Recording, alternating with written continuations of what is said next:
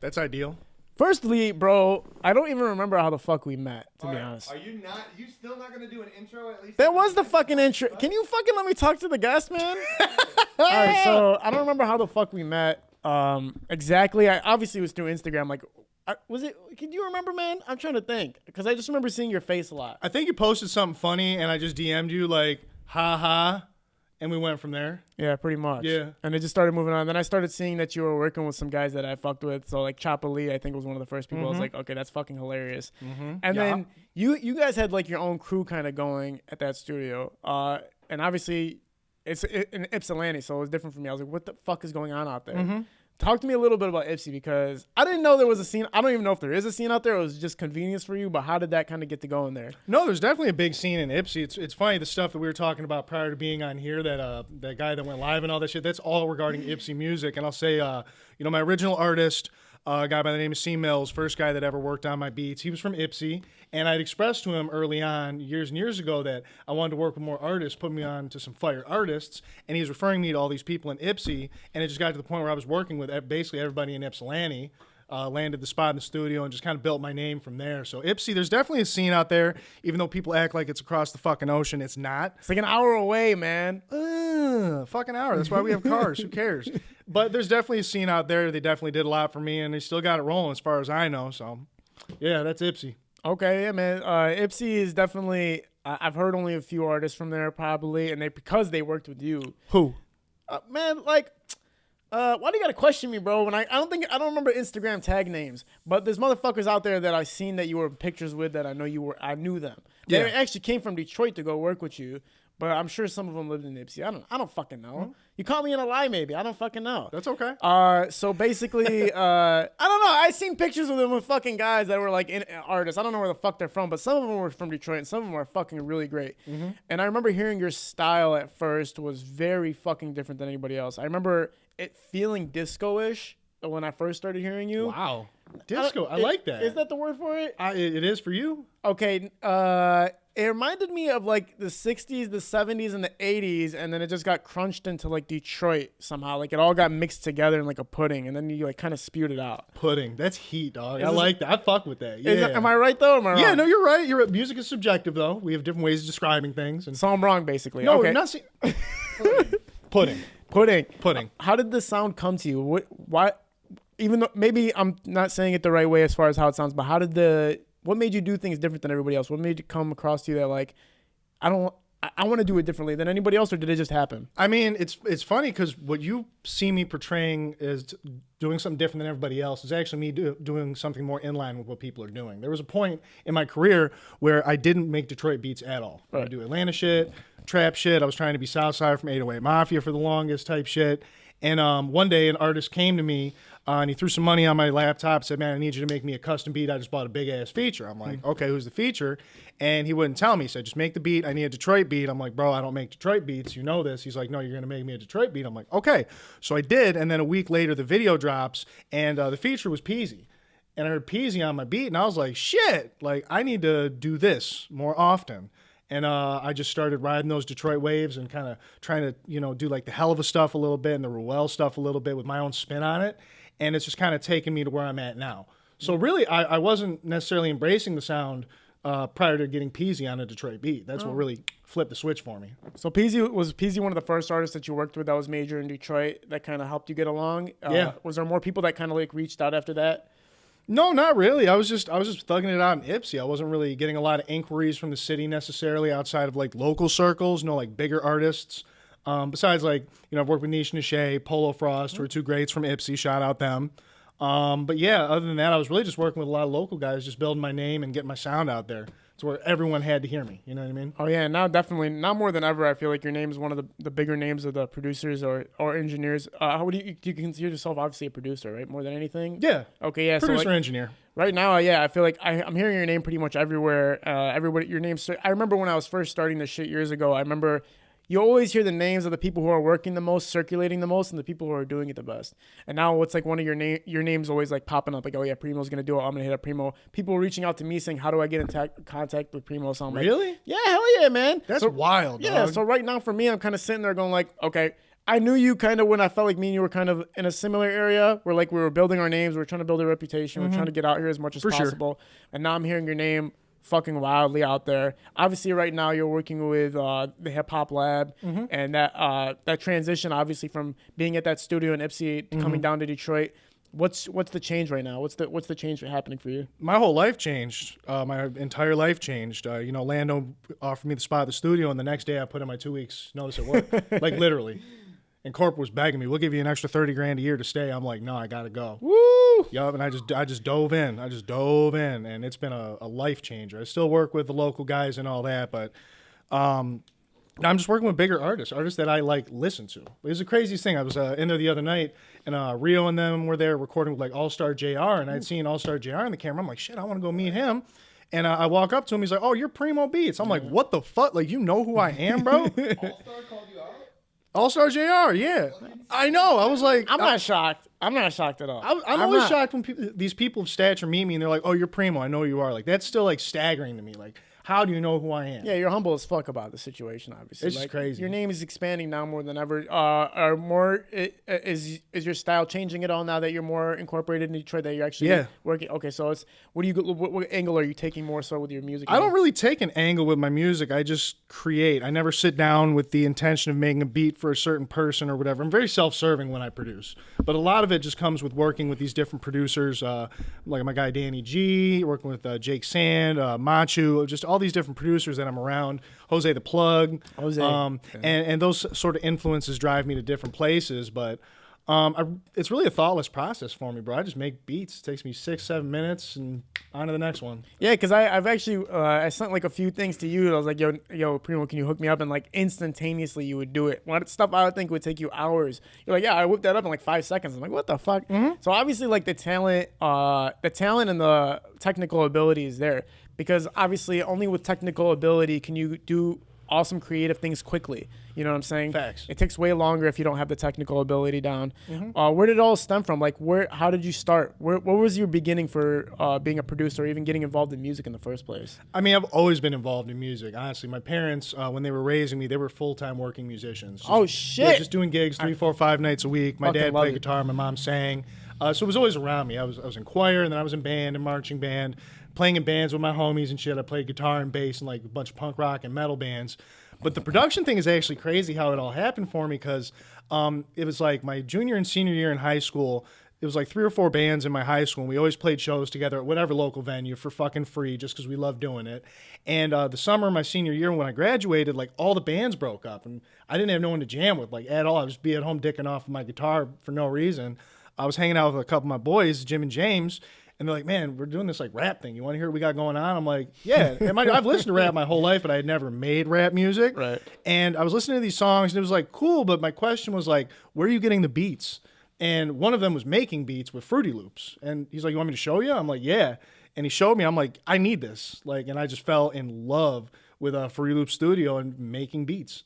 Like, I didn't even produce artists for the first 9 years. I was making beats. I just making beats. Oh yeah, hell yeah. I remember when I first figured out about Fruity Loops, man, I was freaking out because as far as me, like I always, anything that I can be creative with, I'm fucking super interested in it, whether it's music or video or anything, just like where I can do something different. Hell yeah. And when Fruity Loops, like when I was stealing that bitch off, I think LimeWire at the time, or Bear Oh, Share, yeah. I don't fucking remember. Yeah. One of those, bitch. So listen, man, somebody told me you can fucking put the keyboard where you put in whatever the piano roll, and you can punch in whatever you want to do. And I was like, oh, I'm fucking in love with this. I was horrendous at it, but I fucking loved doing it, man. Like, when you're able to create, especially when computers were really getting crazy, like when basically before like 2005-ish, bro, like even video cameras, even computers and shit, like it wasn't.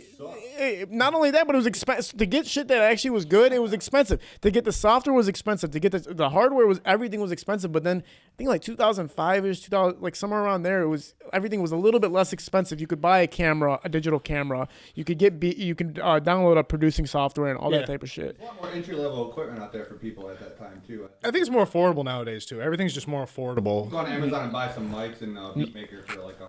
No, now is totally open, bro. Like now anybody can fucking buy anything now. But back then, like 2005ish earlier, like when you're younger at least, everything is expensive as shit. So it's like I can't fucking buy a computer. Facts. So Fruity Loops was crazy. So I'm not a producer at all. I don't even fucking. The only reason I'm talking about it is because I do remember that feeling of like being able to create and just knowing like this is fucking awesome. Like this is amazing. It's like for me, it was like going from playing an instrument in a band to now I'm the whole band. Yeah, exactly. You know what I mean? And that was yeah. just the dopest shit ever to me. Fuck it. So you Yeah. had like total control over it. You didn't have to rely on anybody, and Nope. it's all your sound. So Fruity Loops was kind of like the thing that intrigued you to continue making music and continue producing. But there was a stretch where basically nothing was happening. You were just making it. I didn't understand what a producer was. I was just a beat maker, just having fun making beats, and I'd like show my mom or show my friends or whatever, and they weren't really rapping, and I didn't really know how to, connect with rappers. And mind you, this was prior to social media like Instagram and all that, making everything so fucking accessible at all times. You know what I'm saying? Like nowadays, if someone wants to hit me up for beats or recording time, it's very easy. But back then, it wasn't so easy if you didn't like know a guy. You know what I mean? Oh yeah. Now it's more accessible, obviously, and stuff. So the stretch was. Were your parents like successful as far as their artistry was concerned, like their music? I mean, yes and no. My parents both transitioned back into jobs after like the kind of live music thing died down, because that's what they were doing. My mom was in a cover band. My dad was doing his original stuff, which was like a lot of jazz, bossa nova, guitar type stuff. And mind you, he's the baddest motherfucker I've ever met on a guitar to this day. He can still shred, but he just never really made a full living off of it.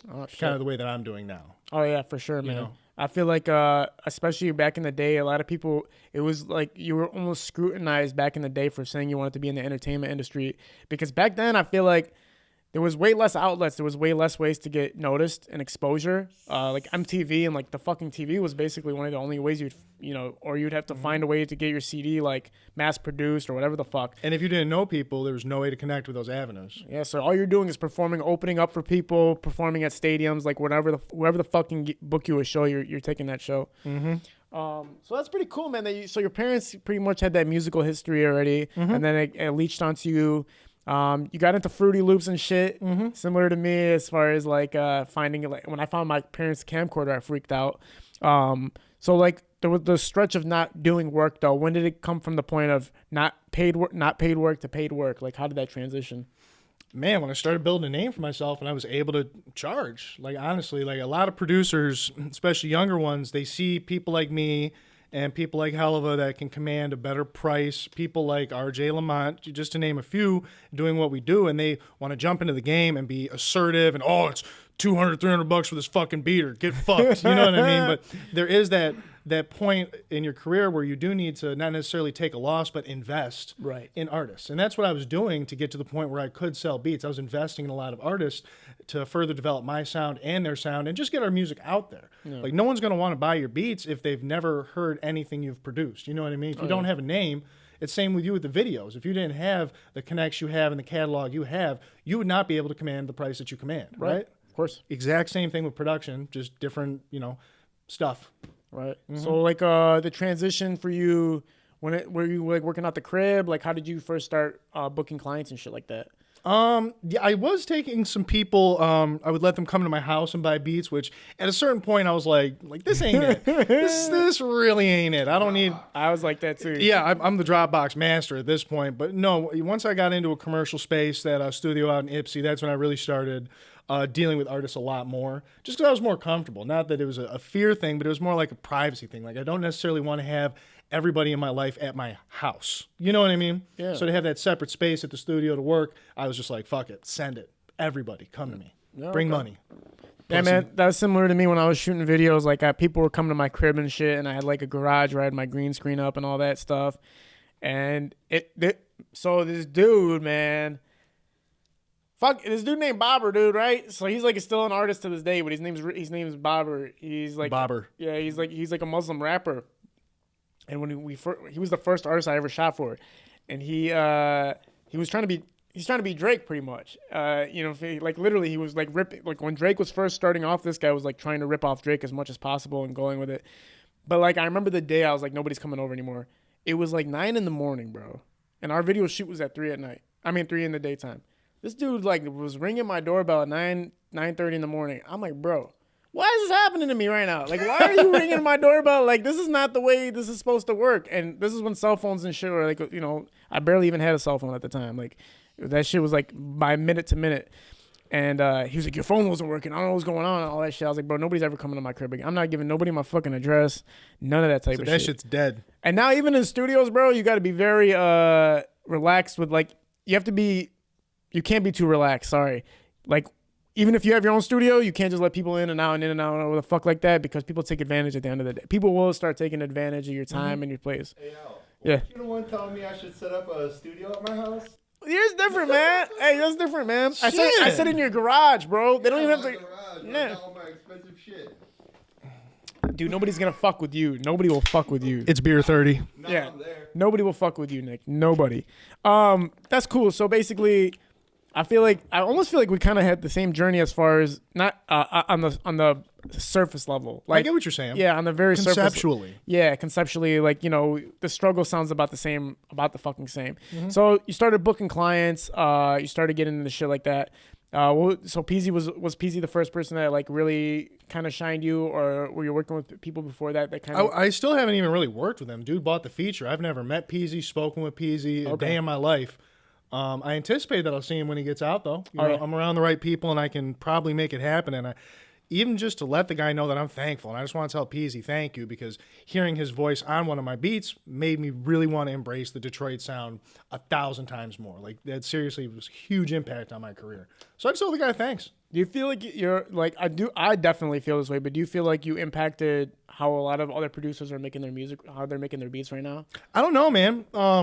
I hear a lot of people making beats kind of like I make nowadays. If I could answer it that way, but I don't think it's a negative thing. Like, if I have a positive impact on someone, then it's a positive impact, and I embrace that. That's great. Right now. If I can help people be better, you know, was a big part about what I do doesn't even deal with artists. It's training producers. Okay. And teaching producers how to deal with artists and how to make your beats, you know, ready to record on, and how to negotiate and do all these things, and getting producers placements.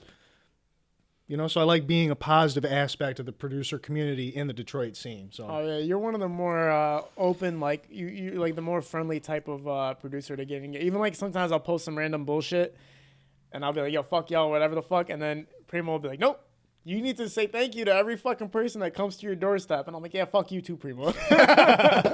You know what I mean? I'll Like, go fuck myself. All right. Shit. like, I'm not gonna fucking, I don't know, man. I have so much, like, I love everybody that I work with and everything like that, but there is a part of me that's like, it's not fuck everybody, but it's like, I have like a little bit of a shield around me, just a little bit, just because. You have to. Yeah, just a You little have bit. to. But you're more open than me. Like, you have your boundaries, but you're more open than me at the same time. So I'm learning from you on that. I'm learning to be like, yo, chill the fuck out. Who the fuck am I to be talking to anybody in any type of way? So I'm trying to get Same on 24 hours in the day, same, you know, red blood in our veins, bro. We ain't no different than nobody. Yeah, you got a lot of spiritual aspect to you too, man. Where did you were you just born? Were you just raised like to be fucking like nicer than people, or like did you read Buddhist books, or like did you fucking? I'm just a positive person. I've always embraced positivity. Even from the time I was like 13, 14, I remember like I would always tell my friends, stay posy. Like, that was my thing. Stay posy, stay positive. And, you know, motherfuckers going through it with their girl or whatever, having trouble in school or whatever the case was. I was like the counselor of my friends group. I was there to a shoulder to cry on if you needed type shit. I've always been that guy. I'm very positive. You need to start your own hotline, bro. Huh? I'm busy as fuck. What time I got for a hotline? Scars mentally. So I like that approach a lot too. I think it can kind of work both ways, but I feel like at the end of the day, it's always better off, like you said, to show the personality and to obviously connect with the people as much as possible. The more you connect with people, the more they're gonna want to work with you, and you can form a relationship that will expand because of the fact that you're investing in each other, investing in the relationship. If I meet somebody that's cool, I'm gonna spend extra time working with him on little things, talking to him on the phone a little bit more often, learning who he is as a person. So when I go shoot your music video, I can say, yo, I think this will help your vibe. This will help your look if we do this and we do that. So the more you get to learn about the artist and the more artist learns about you, the better the relationship becomes, the better the work and the content is as at the same time. 100%. Plus, it's more fun. It's like I kind of like how you said that earlier. Like, it's fun when you hang around with people that you vibe with and you feel that relationship. And you create that vibe and you set that tone. You make a platform for everything. Oh yeah, It's wonderful. that's one thing I learned from Scoob too, was like, because everybody that's around us, like the vibes, everybody, we all have the same vibes. Everybody that's around us, all fun and friendly, and anybody who ever like broke that mold, it's like, I don't care how successful you are or what the fuck you're doing, bro. You're not hanging out. You're not coming to the games. You're not coming to the shoots. You're not coming to this. You're coming to that. If you have a fucked up vibe, nobody in the scene wants to work with you. Nobody. I don't give a fuck how good you are, whatever the fuck you do. You have to people be cool. are people. A lot of people look at these bigger artists and shit. Like even like Rio. Rio's one of the most down to earth, humble fucking just like dudes I've ever met. Like for real. Yeah. At the end of our sessions, he sweeps the floor. Even though I tell him, you don't have to sweep, bro. I'll clean up. We have cleaning people. He said, no, Primo, I was raised better than that. Like these people that we look at in a huge limelight oftentimes are just normal fucking people. They might have a little more money, have a little talent, and have a name about them, but they're people at the end of the day. Oh yeah. And most of them handle themselves like that. So it's like, why wouldn't we? Oh yeah, 100%. That I learned that. Even Nick is like one person I work with. Is he says fucking pepperoni Jets pizza. Yeah, chew that shit. Yeah. I mean, Nick wasn't the first person that I started working with, but Nick was the person that like me and you obviously vibed a lot and shit. Yeah. And then your work ethic was there, your talent was there, creativity was there. You helped me like see shit I wasn't seeing, and we would talk on the phone all the time, and everything was great. But I worked with a lot of people where I'd be like, damn, bro, you are just too, like, you are not fun to be around. You're not even cool to drive with. You're not even cool to sit next to me. I don't care how, like I said, I don't give a fuck how talented you are. If you're a boring motherfucker on the way to work, you get the fuck out. I'd rather get somebody who needs to learn how to work, teach him how to fucking do it, because he's cool and he has a good vibes and shit like that, versus a motherfucker. I think Thomas Edison or some shit said, like, I'd rather hire somebody that has a great personality over somebody that has a great work ethic. At the end of the day, it's like, You can teach somebody how to work. It's a lot harder to teach somebody to be not an asshole. You can't train on personality. You cannot train on They personality. have to figure that out their own damn self. yeah, Yeah. that's like a spiritual awakening and shit. You feel me? I'm feeling it right. You feeling it? Pizza's hitting you good? All the right spots? Oh yeah. Period. When I pulled up to your studio, I felt a lot of good vibes. The one in Ipsy. I haven't been to the lab yet. Are you feeling like, how comfortable are you feeling? Did you get a crib out here, or do you still have to drive? Yeah, I moved to Royal Oak. I live 8 minutes from the studio, right by downtown Royal Oak. Couldn't be happier. But no, if you're inquiring about the vibes at the Hip Hop Lab, it's super chill. I feel at home there, man. Like we got a really stellar team that's developing at a rapid pace. The client base is very happy with the sound that they're getting out of me and Danny and Mark and Fo and all the engineers up there. And it's a fucking vibe, dude. It's not like a normal studio. It's not. It's hard to explain. It's a vibe. If you've been there, you know what I mean. If you haven't been there, hit my DM and book a session, bitch. I've been to some crusty ass studios that have vibes, and I've been to some luxury studios that had no vibes. Yep. And it's crazy. It's all about the producer, and it's about the atmosphere, obviously, too, and shit. Mm-hmm. But it's really, it comes down to the producer and how he's handling the energy in the room himself. It's crazy you say that because I've had in the last 2 weeks, like no cap, I've had 3 different people tell me, like, I didn't ask them for this information. It was unsolicited, but they're like, man, I really doing sessions with you, Primo, because it's like a certain vibe. It's like fun being here. Yeah. Like, it's not something intentional, but I've also been in some very dry ass studios that are $1 million facilities, but it's like, I'm afraid to touch things. Like I don't feel at home here. You know what I mean? Exactly. It's You know? I've been to some crazy ass studios where I felt like the engineer was like, almost like don't talk to me type vibes, bro. But we gotta Really? talk. Yeah, I can't say the names of the motherfucker, but it was almost like don't talk to me type shit. Where like he was at the desk and he was working his fucking screens everywhere, and he's like, just don't talk. Like Oh, it starts his with a body's J. just like strict, and I know he's focused. I know he's working. I respect the shit out of that. But I've also heard music that came from other producers that sounds way better than his. You feel me? And those motherfuckers were relaxed as shit when I went there. Like they were totally chilling. Like, yeah, man, y'all want to smoke? Whatever the fuck you talking about? And then they're just chilling and shit. So it's different with everybody, man. When I used to direct, I was kind of like that. Like I'm not gonna lie, You're stiff. I was dry. Stiff. I was stiff because like I'm not gonna lie, I was stiff. It wasn't because I wasn't comfortable. I was trying to be cool. That was one thing. Yeah, you fucked up with that. Yeah, I fucked up with that big time. I realized like stop trying to be cool, but also But it's cooler to not try and be cool. Just be yourself. That's how Yeah. you actually be cool. yeah, You seem cool. I heard the No, only no, way no, to be I- cool is by peeing your pants.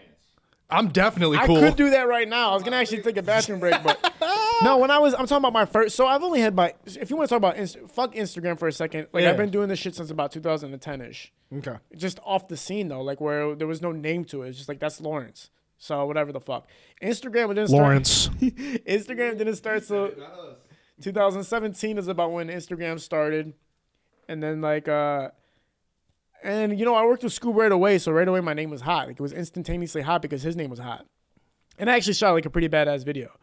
That shit was sweet. That shit actually changed a lot. Like a lot of people started using certain effects nobody was using before that. Shout out Ape Shit. Shout out Sada Baby Ape Shit. Oh, Nick, you were in that video. Shout out that 360 in there. He had the Whoa. DMX jump in the fucking video. It's crazy. That shit made the Damn. video even sicker. I love that. But after that, like, you know, his name was, I wasn't used to, like, I didn't know who anybody was when I started this shit. I didn't know who anybody was. I didn't even give a fuck who. The only person I knew who was a rapper was Eminem. I didn't know like anybody. Whoa. No. You know, I'm talking about Detroit. Okay. I'm talking about Detroit. I was like, okay, Eminem exists, Big Sean exists, but I didn't know. You thought they were rap battling on 8 Mile? I swear to God, I didn't know shit. I didn't know who Sada was. I didn't know who anybody. I didn't know. Getting a fight in a trailer park. Hey, I didn't hear. He fucking a bitch in the plant for 20 seconds and busting like a little bitch. I didn't hear no. I didn't know who's all. I didn't know nobody who the fuck nobody was. I didn't know it was a thing, bro. I thought underground rap was like some dude named MC Mike and like just like you said at a barber shop that's like hosting little events. Like I didn't know there was like an underground Detroit scene at all. This is fucking gold. Yeah, This no, is great. I'm serious. here for this. So when I was first starting out, Yeah. I even when I met Scoob, like the whole thing was like fucking weird. I don't know if I talked about it last time. Did I talk about this last time? So basically, it was I came to some dude who I shot a video for some dude like in 2010. He hit me up in 2017. He was like, "Yo, I need you to shoot this video. I got Sada Baby here." I was like, "Who the fuck's Sada Baby?" I didn't know who nobody the fuck was. I didn't know shit. I was like, "Bro, listen. All I know is I need $350." Some broke ass numbers. I was like, I hadn't even touched my camera. I was delivering pizza. I didn't know where the fuck I was at. So I get there and everybody was making a huge fuss about Sada coming. It was like, oh, Sada. So like everybody's like crawling around the rooms. People are coming up from under the fucking floorboards. Sada's coming. I'm like, what the fuck's going on? Like, who is this guy that everybody's freaking the fuck out about? So then naturally your body starts getting into it, like, oh, maybe this guy is like somebody. Like, what the fuck?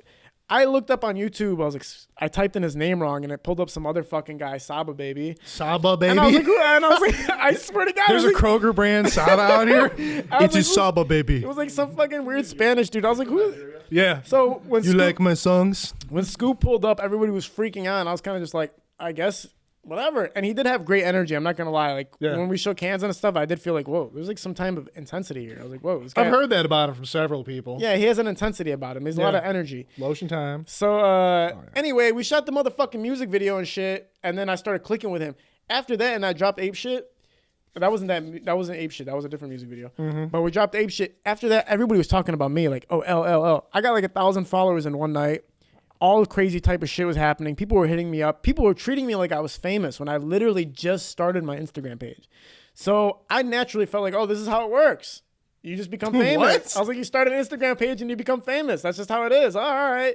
I didn't realize it was because of his strength that basically people were like, yo. The big cosign from the big whoop. Exactly. Like you just got to sign immediately. Like people I know were dying to shoot with big name stars. And I like accidentally walked into it at the time. And then all of a sudden it's like, oh, you're famous now. It's like, what? Not famous, but like your name is reputable now. Well, you have a name, period. Yeah, you have a reputation. Yeah. The video hit 1 million views.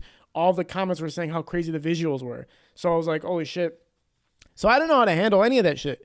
So when people, at first I was like wearing these fucking ghetto hoodies and fucking like, just because naturally I wore garbage clothes my whole life. Like I never knew how to, I mean right now I'm looking pretty sweet. But Don't say, don't even go there, no, bro. now I'm chilling. You're Now I'm decent. When I first started, I used to have a gray hoodie. That's all I was all I I wore. saw you. It Just a wa- gray hoodie with it popped up. And Yeah. you like sitting there.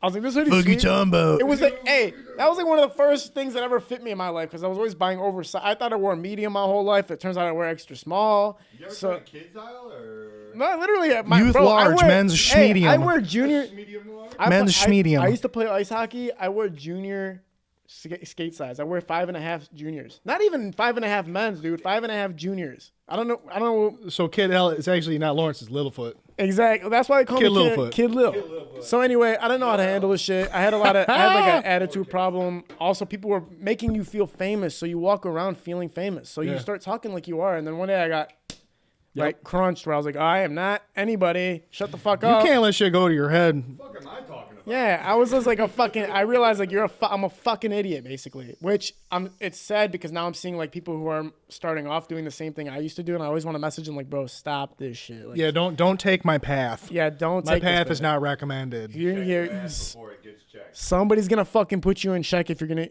try to act like you're sweet when you're not sweet, and you don't even have the credentials. And not only that, nobody wants to deal with a dickhead. So Don't be a douchebag. exactly, I was like on the wrong path. This was years ago though, Primo. I'm not talking about this no more. All right. We're We're talking about literally right now. So like when obviously a lot of people when they get in the scenes and stuff like that, that's when the tattoos and all that stuff come in. Was that like for you beforehand, or did you already know like you were gonna get tatted up and kind of No, it was like I I wanted to get a memorial tattoo for my mom. That was my first tattoo, the one behind my ear here. It says Wendy. It's my mom's name, and I was like, okay, I'm cool. And then like a month later, I'm like, I really like Fruity Loops. I want to get the logo tattooed somewhere on me, which I'm a shoulder big as fuck. And then I'm just like, every week I'm getting tattoos. Like it has nothing to do with anything other than the fact that I like getting tattoos at this point. Yeah. Like my friends talked me off the ledge of getting a face tat. That's why I got my knuckles done. Are you gonna get the face tat? At some point, I'm pretty sure I'm gonna blast my face. Yeah, something's going on my face. Did you think about what it's gonna be yet? Nope. I never think about what it's going to be until I pull up to the shop. I don't go into it with an idea usually, except for the two pieces that I mentioned prior. And I just pull up. My guy's like, "What the fuck are we doing today?" Like, I don't know. What should I do? It fits the fuck out of you though. I'm not gonna lie. Like Shit, my shit lit. I love having tattoos now. My shit lit. I love it. who's like some artist that you're working with, or you have worked with that you feel like is on the same level as you as far as vibes go, and as far as like just having a good relationship with them right now? That's a really good question. I work with a lot of people, so I was waiting for you to ask me a question like that so I could just let you know I'm going to step very lightly when I talk about stuff like that, because if I praise one person, 10 people are going to get deeply offended. Oh, Primo, I thought we were tight, blah, blah, blah. You didn't say this on Kid L's podcast, blah, blah. And all of a sudden, I got to explain to them that it's not. People have feelings, too. I fuck with everybody that fucks with I'll me get the equally. fuck out of here. Come on, man. Name drop. Rio. Okay. Rio and Mike. Me, Rio, and Mike, we got such a vibe. Mike's funny as fuck. He was like, Primo, when they open up the bars, we gonna get drunk. I want to see what you like drunk. I'm like, bet. Because, I mean, really, they're just like, they're super humble, down to earth, cool guys, just want to work hard, make great music, and we vibe in that aspect. Because I'm the same way. I just want to lock in and make my music and have fun while doing so. And every time I have a session with Rio, Mike, or Rio and Mike, it's a fucking vibe. And we get a lot of shit done. And we got a lot of shit coming. Do you just surround yourself with your music even off the clock, or is there other shit that you get yourself involved with on the side that you just like have fun doing? And shit? I don't have a lot of time on the side, honestly. Like I generally wake up and I get some meatballs because I love meatballs. His stories. The meatballs, yeah, the meatballs, bro. His stories. All he fucking does is have food Meatballs. everywhere. I love food. I love food. Yeah, but no, I get some food. I'll go to the studio and I'll be there all day or until I'm done working or whatever. And I'm gonna play some video games at night, drink a couple brews or whatever. But I'm very much immersed in the studio at this point. Okay. That's like all I fucking do. I'm a fucking dork. That's like eat, sleep, drink. That's like that's all the studio from here. And I carve out a little time for my girl and all that. But even she understands. Like, she wanted to hang out last night, and I'm like, baby, I'm working till midnight. She's like, I don't care. I'll wait up for you. I'm like, my house is 5 minutes away. I'm tired. Like, I'm going home. Oh, please come hang out with me. I'm like, I can't. Like, because the studio. You know what I mean? Is this shit stressing you out at all? Or are you just like totally fucking content with it right now? I'm totally fucking content. I strive for balance in my life, and I have avenues of achieving balance. And, I just figured it out, man. You know what I'm saying? Because the priority is the studio. The priority is me being in the studio, cutting the best records I've made in my life, making the best beats I've ever made, making the biggest connections I've ever made. And that's my laser fucking focus right now. That's all that matters in my life. Did you kind of manifest any of it? Did you kind of predict like, okay, by this point I'll be here? Or did you just work your ass off consistently and just like things were just coming to you? I just worked my ass off consistently and things came to me. Like, hard work and a strong work ethic is the best asset any creative can have. And that's what I leverage, and that's what's got me where I'm at now. And mind you, I'm still like in the middle somewhere. I don't consider myself a celebrity or like the most popping motherfucker doing anything. I'm just out here working. Primo doesn't know this, and a lot of people don't know this, and this is gonna get me in a lot of trouble. But I'm not gonna. Never mind. Say it. No, say it. I can't. Come on, you have to say it now. I can't say it. I can't. Pussy, say it. you If gotta I say this shit. Put it this way, it's not all legitimate. Put it that way. Like some people's, I'm not gonna say shit about it. Bro, you have to. No, you know why I can't? There's a reason I can't say it, so I can't. Use fake names. No, it's not even about people's names. I have. Man, this was about to be some juicy shit too. This was gonna be some crazy shit, but I am a little superstitious about saying this. So if I say it, I feel like it's gonna happen to me. So I'm not gonna do it. But I'll combat that statement, which is well and good, with the fact that your gut is usually right, and your gut instinct was to say that shit. So you should probably say it. No. Fuck. I'm not gonna. I'll tell you. tried. I'll tell you. I have a feeling if I say it, it's gonna happen to me. So I'm not gonna fucking say it. But put it this way, Primo, you are on a very like, without you maybe realizing it, just like Jose the Plug and shit like that, and all of them. Jose the Plug. That's my dog. Like you don't realize how big your name is just because if you had a crowd of people, this is how I always look at shit. Sometimes people will be like, oh, only like 4,000 or 5,000 people watch your videos here and there. I'm like, no, that's not true. That's just the views you see. You don't see the reach. You don't see how many people see my face. You don't see how many people repost my shit and other people see my shit. You don't know how many people know who the fuck I am. Yeah. I didn't know it.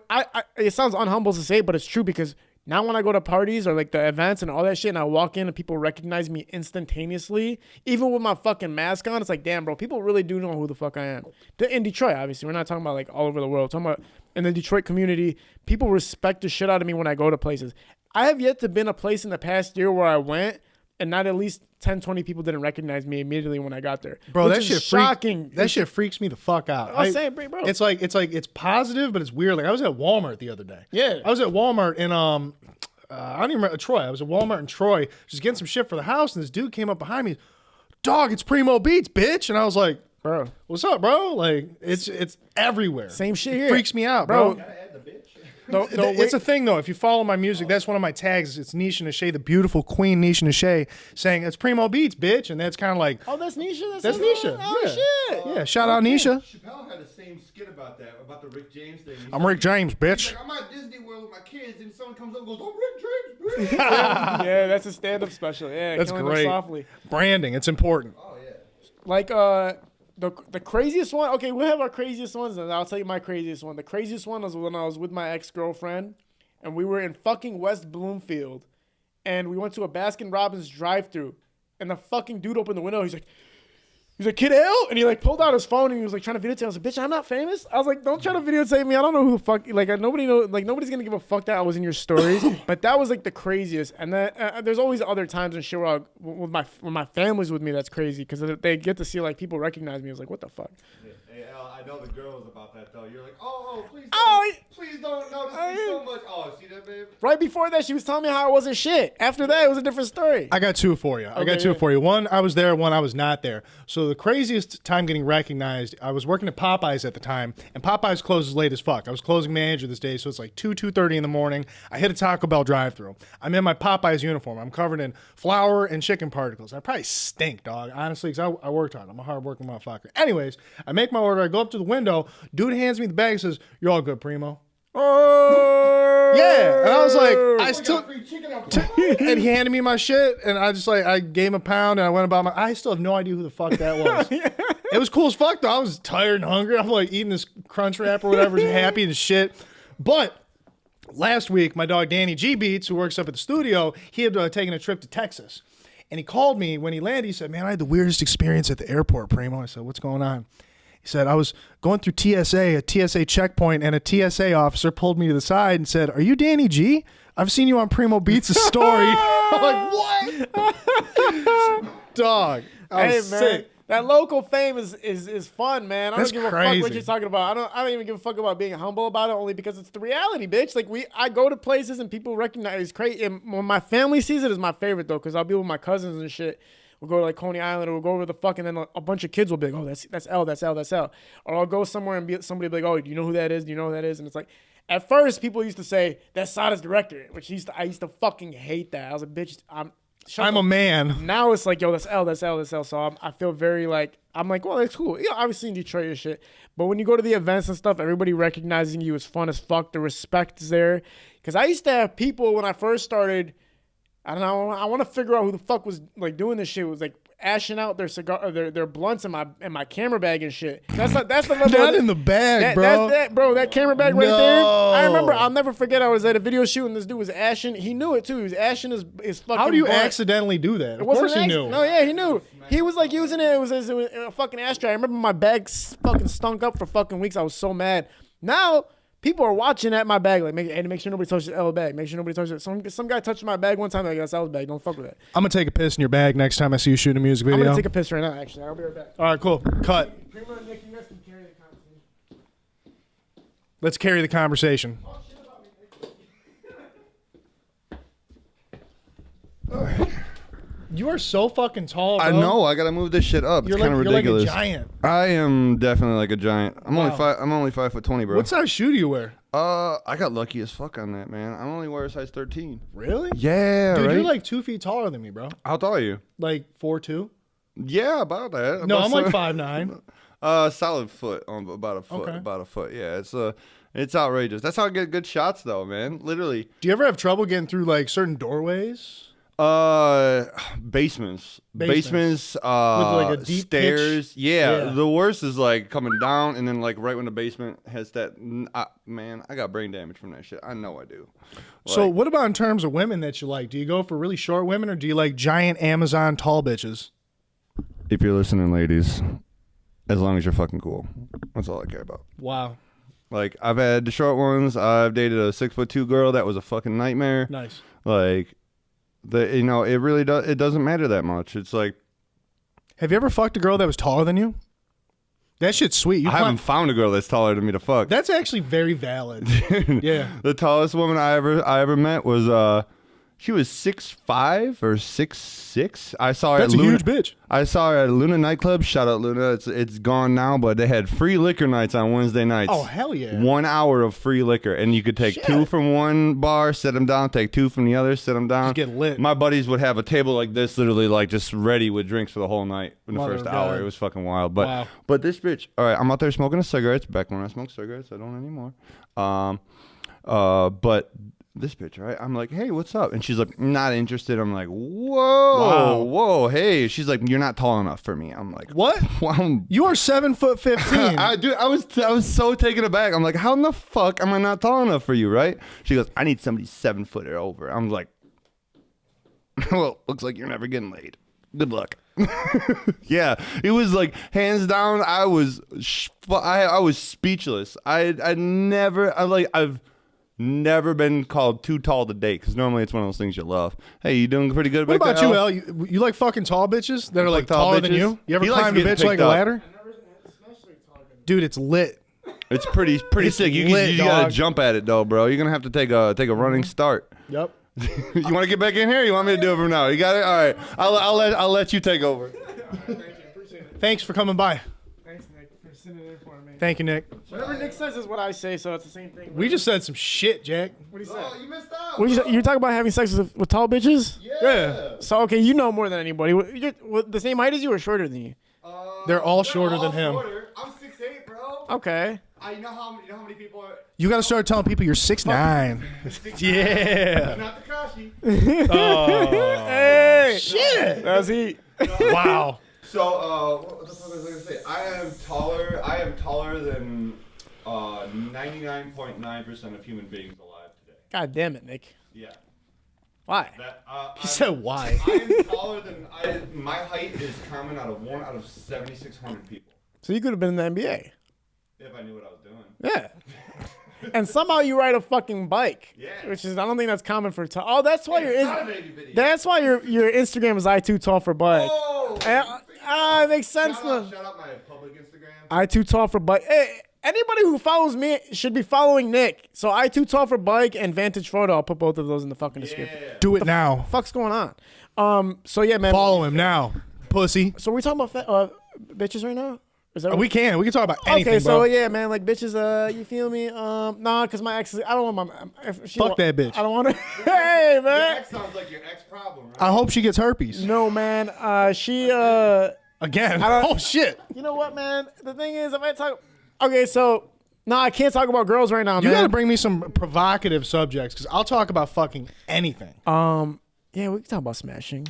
You guys talk about the stock market? My cousins were talking, man. So the other day, my cousin was talking about. So, you know how you like if you bang like an ugly girl, you don't want nobody to know about it. Facts. My cousin figured out.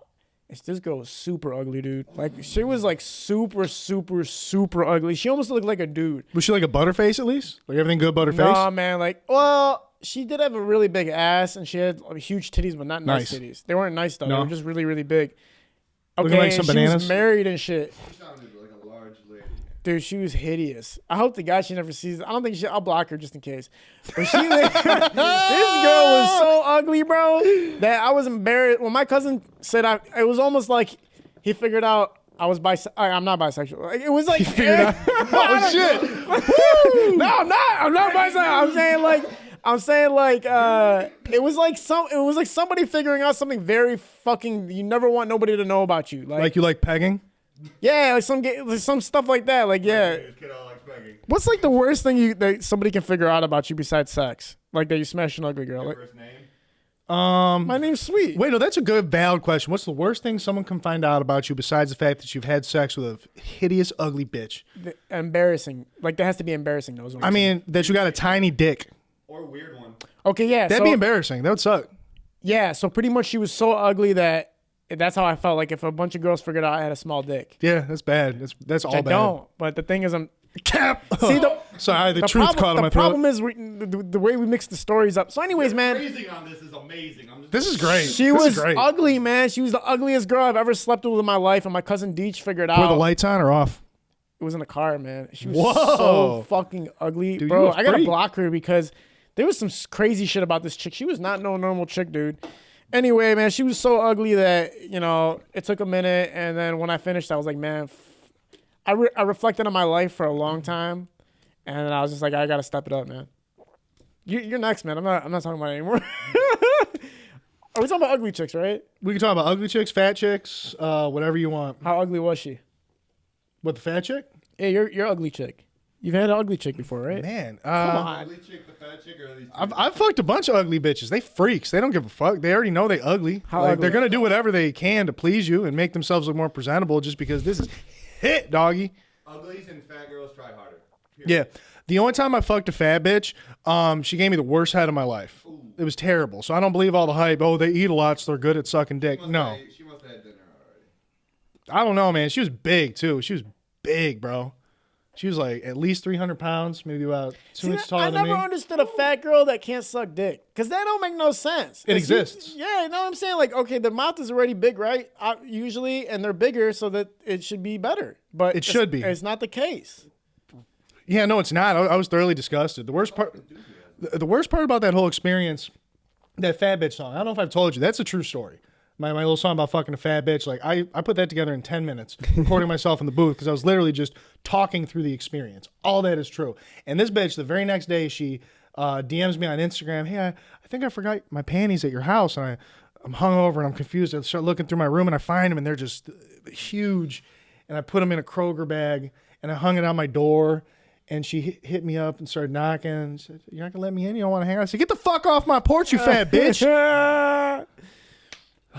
Terrible. Yeah, man. I think I've banged like probably three. That girl I was bringing up was extremely ugly, and then ugly, and then like kind of ugly. That was like three. That was like there's only three of those chicks. Everything else we got pretty good average to plus, but. No, listen, man. Ugly girls need to be good at sex. That's another thing. If an ugly girl's not good at sex, I'm confused because it's like, come on, man, you got to be going all out. But I beg to differ. I would say everybody should just be good at sex. Like if you're hot, you should not rely on your hotness. But we're specifically talking about ugly bitches that look like Gollum from Lord of the Rings. Yeah, they definitely need to work on it. yeah, Schmeagol. exactly. Make sure that shit's buttoned up. You better have that A1 upper decker double pecker wrecker sloppy jalopy motherfucking 2000. Sloppy top. All that shit. I'm trying to tell you, man. This is a bit. Me and my ex broke up last year. I'm not even gonna say how my spree's been or anything like that, or if I've been doing anything or not. But I will say that I thought I would be getting more pussy these days, man. I thought the motherfucking kid would be like, bitches would be everywhere, all over me. You feel me? I shoot videos for Sada Baby. Suck my dick. That's what I thought was gonna happen. I thought, you feel me? I was all over the place. Primo, what's you're dating right now? Yeah. Okay, so you can't talk about having sex. I mean, you can't. I can. What's happening? What do you want to know? I'm saying, is this shit getting you more bitches? Like, I've been had bitches since before I was doing this shit. I'm a ladies man, bro. Okay. Bitches love me. I'm gonna tell you something. My cousin Jay is a good-looking dude, but he has never been successful money-wise or any other term-wise. He's not a successful person, but the motherfucker could get laid in a nutter. See, you know what the trick is? Because like I'm not the most attractive man. I'm like medium ugly, but I'm funny as fuck. And I pay close attention, and I'm very engaging. So the sense of humor for ugly guys out there that aren't really closing, the reason you're not closing is probably because you're not that funny. You don't got to look good to get bitches. Bitches like funny guys. You ain't even got to have money. Make them laugh. You want to make a woman feel important? Do I want to? Yeah, well, I mean, if you're looking to get laid or looking to be interested, if you're interested in somebody, the idea is make them feel a little bit important. No, those are separate things. You can compartmentalize that. If I'm just trying to get laid, I'm gonna make you laugh, ha ha ha, and then you're gonna ha ha have this dick in your mouth. Yeah. You know what I mean? But if I want to make a woman feel important, like I do now with my girl, it's a whole different kind of thing. Well, I mean, more or less, you want to show them attention, and you want to make sure that you're friendly with them, and that they like talking to you. And yes. Funny and being interesting. Just make them laugh, bro. Yeah, make them laugh. Ha ha ha ha. But don't try to make them laugh the whole time, because then it comes off a little weird. I don't know. I never got why dudes had trouble with women, because it's like, just be comfortable, make them laugh. No, that's not what I'm saying, man. What I'm trying to tell you is that I'm trying to help you get bitches. Social media is like not my thing. If I meet a girl in person, it's a different story. 100% a different fucking story. Social media is just not my bag, dude. It's just some people are good at talking to girls over fucking messages. I'm not that guy. I don't like meeting bitches over social media. I really don't. Every podcast I've been on where people were interviewing me, they ask me this question, and I always fucking hate it, but I'm going to ask it just because you are an insightful motherfucker. So okay, hit me. If you could talk to anybody coming up in the game right now, what advice would you give them? Stay humble. Work your fucking ass off. Ask questions when you need answers. I hate everything you just said. It's all true. It's all bullshit. It's all fucking true. But the thing is, it's not a one-size-fits-all approach. Everybody, every personality type, every individual has something that will and will not work for them. You know what I mean? So that I speak on things that I know for a fact work for me, hoping that they resonate with people that may or may not hear my message. Yeah. Or may hear my message. You know what I mean? Yeah. So it's not bullshit. What's the level of respect that's the gauge there as far as when you first started versus now? Do you feel like there's more respect in the studio? Do you feel like artists take you more seriously? Did you ever feel like people weren't taking you too seriously and then it kind of transitioned? People stopped asking me for free shit. That's when I knew it was like turn a corner. Right. You know what I mean? I ask my price and I get it. And sometimes people, that's not to say sometimes people don't hit me like, man, my budget is this because of, my kid and yada and yada. And I do work with people, but people don't bust my balls on price anymore. So that's when I knew the respect factor was kind of there. Yeah. And they knew it was Primo Beats, you little bitch. That's the thing, man. When people start asking you for the price, that's kind of so. A lot of younger cats actually do ask me all the time. Like when they're starting off, I get like probably 20 messages a day from like upcoming directors asking me how much they should charge for video shoots. And I usually say, if you're just starting out, wait for somebody to ask you how much you charge first, because a lot of the time you have to start shooting shit for free. Like in the very beginning, you're doing at least 10, 15 videos for free. Wait till somebody says, yo, how much is it for a video shoot before you start? Most motherfuckers, when you're first starting out, they'll be taking advantage of you. They'll say to you, like, you feel me? Like, yo, can you come shoot this video for me? Or do you want to collab on a video? They won't say, like, how much is it? Once people start asking you, that's when you should start charging. That's just my opinion about the shit. I'd agree with that. Yeah. I thoroughly agree with that. Yeah, I think there's obviously, like, if you came out of film school, a lot of people come out of fucking film school and then they think, like, oh, yeah, you feel me? Now, I'm saying I'm top dog. But most of the people that come out of film school that I've met personally are, you know what I'm saying? Like, it's the least creative out of anybody usually, and they don't have hands-on experience yet. Like, hands-on experience doesn't come from film. They do hands-on shit. But when you're by your fucking self and you have to figure out how to set up a whole room by yourself and tell people where to stand, where to sit, where to fucking be, make sure you're controlling the crowd, that's just experience at the end of the day. Yeah. So that money comes together with, I always tell people this, how to charge is based off this for me. You charge based off, first of all, the quality of your content is number one, obviously, right? How good is your fucking video? How good is your producing skills? How well can you put together the content, right? Second thing is, how much exposure am I going to get because I worked with you? So if I'm working with Primo and Primo's posting our music, posting our shit, he has a big fan base, he's worth more money now because now more people are hearing your shit. Yeah. And then the third thing I would say that is important is, can that person bring me more network? Can that person somehow help me get with other artists, with other producers, with other whatever the fucks? And then the last thing is how cool you are, if you have a good vibe.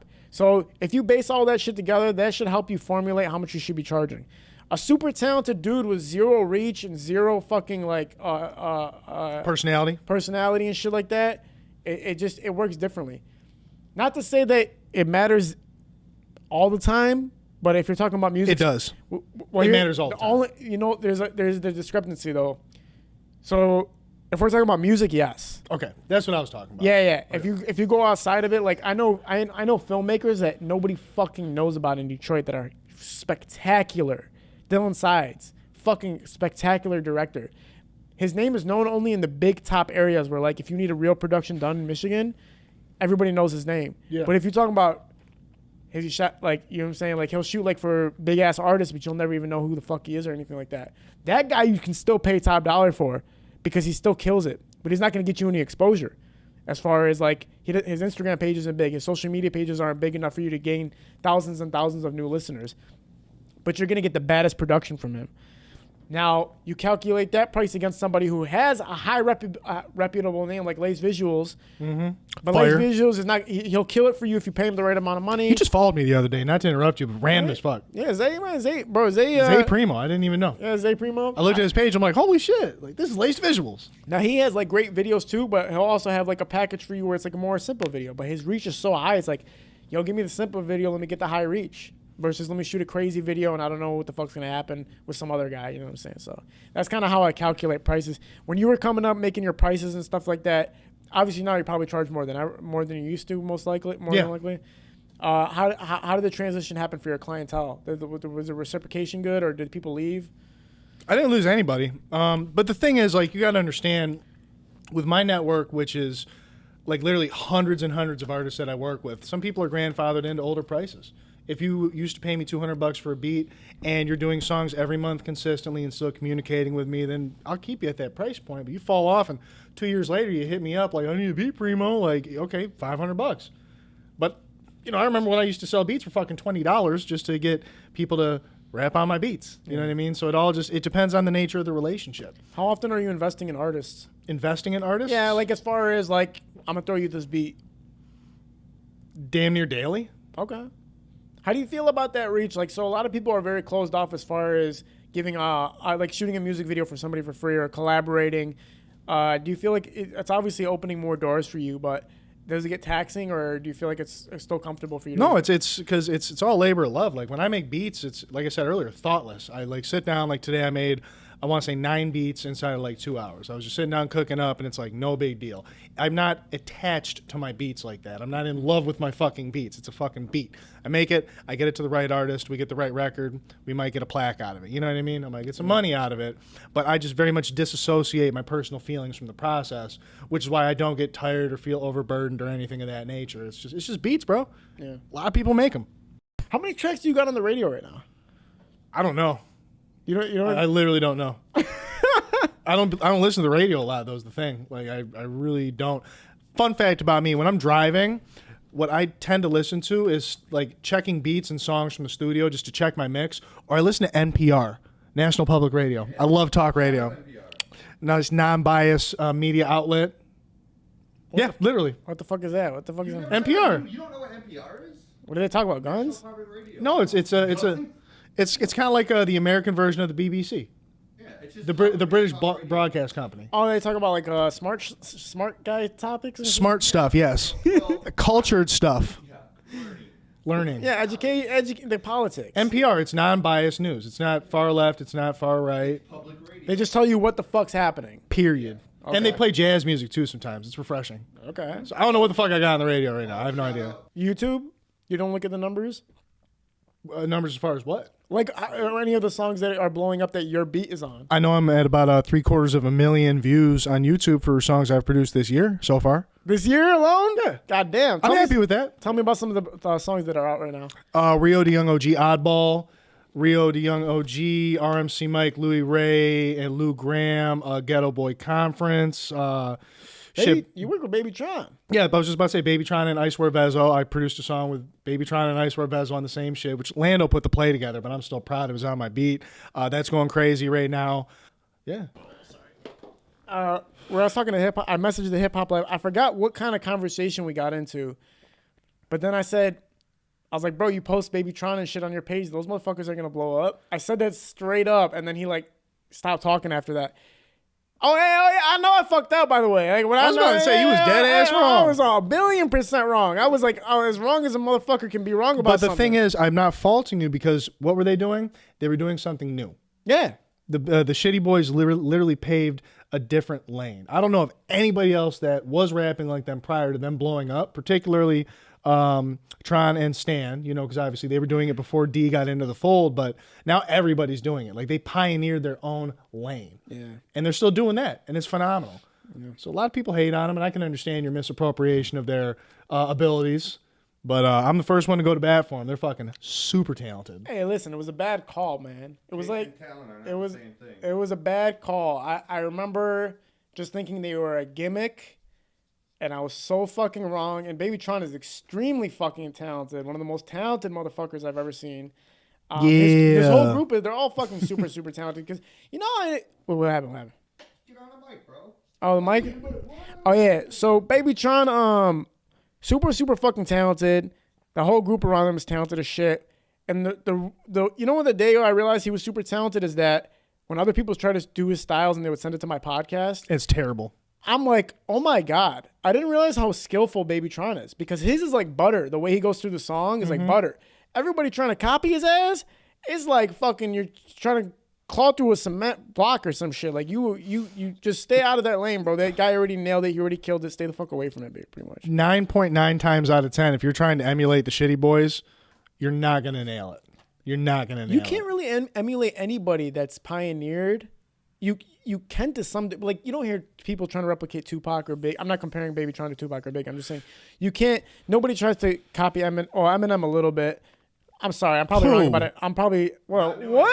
Who? Are you serious? Yeah. Who the fuck is copying Eminem right now? Bro? Are you being sarcastic? No, I'm not. You are so Logic wrong. sucks. Exactly. Logic. He's copying Eminem. Logic is hot dumpster juice, and he's a fucking crybaby. Fuck Logic. I hate his music. I hate when he talks. I don't want to say hate a lot in my life. I hate Logic. Why do you hate Logic? Because he's fucking trash, but bro. Why is he trash? Because he's just like this like stereotypical, like, anti-everything. I'm so cool, blah, blah, blah. Like, suck my dick, bro. Who's the best and worst white rappers that you know of? Best and worst white rappers? That he knows, or that in the history? That you know of. Okay, obviously, you can only do what you know. Because Logic sucks. I'm saying that's a really good question. Okay, yeah. The best white rapper, I would have to say, purely in terms of technique, you already know what I'm going to say. Eminem.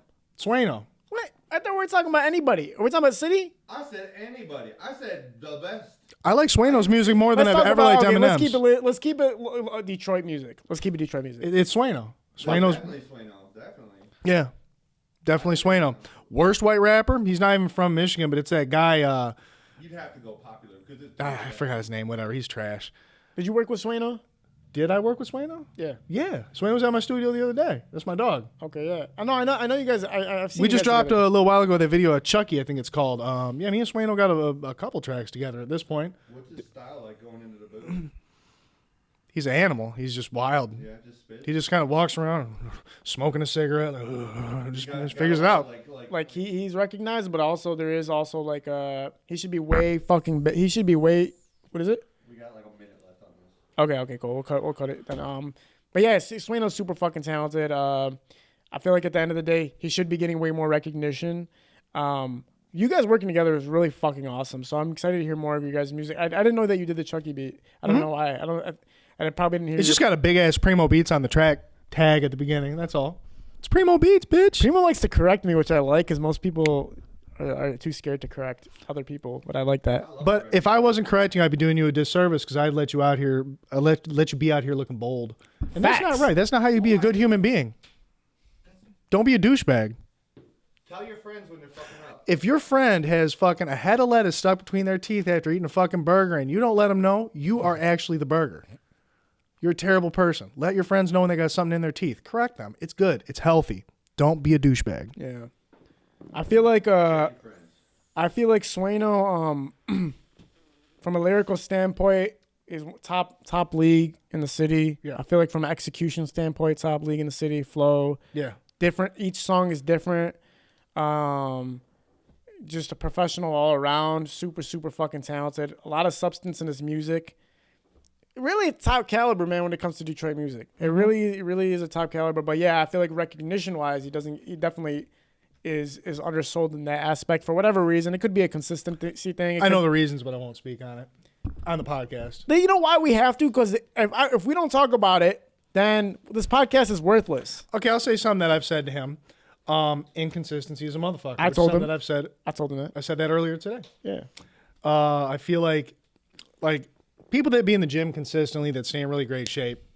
I always give this example to artists. Like, if you skip the gym for a month and then you go back and you do the workout that you're used to, it's going to beat your ass. You're going to walk out of there sore and tired and hurting. But if you go every day, you're just going to walk out a little bit stronger, a little bit tougher. It's the same thing with the studio. You have to treat it like the gym. You have to be consistent.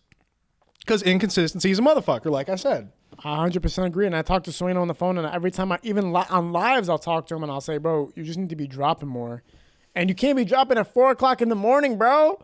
4 o'clock in the fucking morning, like 5 people are on, or like even your YouTube, or even if you're. Listen, the reason I talk about social media right now specifically is because you can't go to fucking perform anywhere really. I mean, you can't. It's the age of social media. Social media is the market. It is. And It so is the market. I know a lot of people would go, oh, fuck the internet shit. Bitch, the internet is the shit right now. Yeah. Even if there was other stuff to do, social media and streaming is the music industry as it stands. It's That's the why standard. I'm hating artists right now talk about that. I'm hating how artists are talking about, oh, I don't fuck with the social media shit, or fuck social media. Whatever. So basically for me, it's like this. It's like, you wouldn't have been here if it wasn't for social media. So what the fuck are you talking about? Why do people go, even people I fuck with personally will say, fuck this social media shit. It's like, bro, you wouldn't have been here. How do you figure out who I am? You feel me? So right now, everybody needs to take advantage of the shit, like I always say. But anyway, is there anything you want to promote or anything you want to talk about? No, it's Primo Beats, bitch. Tap in with me. You need some beats, you need a session, you need some advice. You know what I'm saying? Like, hit me up. My DM is wide open, and if you got my number, that's even more wide open because I tend to check that a little bit more. But I appreciate everyone that's rocking with me and coming up to the Hip Hop Lab Records and getting some work done. And we're just going to continue making great music and elevating as a state. Period, pussy. All right, that wraps it up, motherfuckers. We're out. Primo, man.